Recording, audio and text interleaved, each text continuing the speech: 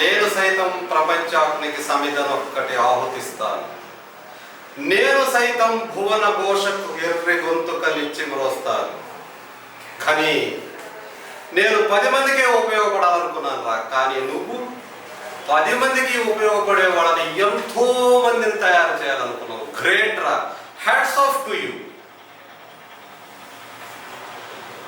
నువ్వు మొదలుపెట్టిన ఈ మహాయజ్ఞానికి మొదటి సమిధను నేనవుతాను.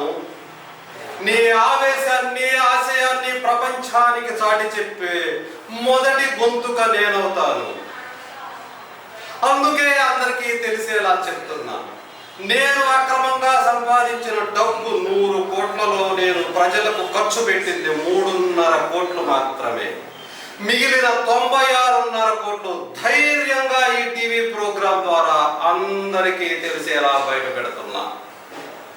ఈ ప్రోగ్రాం చూస్తున్న స్నేహితులకు చెప్పేది నేను ఒక్కటే: మనం 1,00,000 రూపాయలు ఖర్చు పెట్టి ఒక మంచం కొనొచ్చు, కానీ నిద్రను కొనుక్కోలేము. కోట్లు ఖర్చు పెట్టి బంగ్లాలు, కార్లు కొనుక్కోవచ్చును, కానీ ప్రశాంతతను కొనలేము. ప్రశాంతత మనశ్శాంతితో వస్తుంది. ఆ మనశ్శాంతి మనం చేసిన తప్పును ఒప్పుకుంటేనే వస్తుంది. మై డియర్ ఫ్రెండ్స్, మీ దగ్గర లక్షల కొద్ది ఎకరాలు ఉండొచ్చు, 100 కోట్ల డబ్బు ఉండొచ్చు, టన్నుల కొద్ది బంగారం ఉండొచ్చు.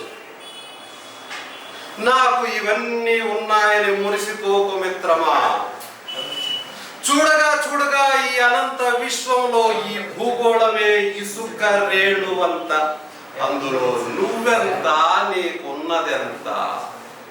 ఏమండి సూర్యప్రకాష్ గారు,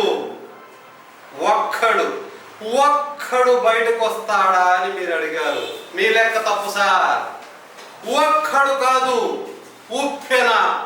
ఉప్పెనై వస్తారు.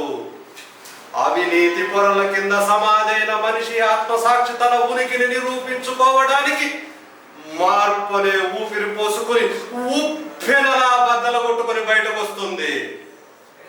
గని, మంచితనానికి ఓడిపోవడం చేత కాదురా.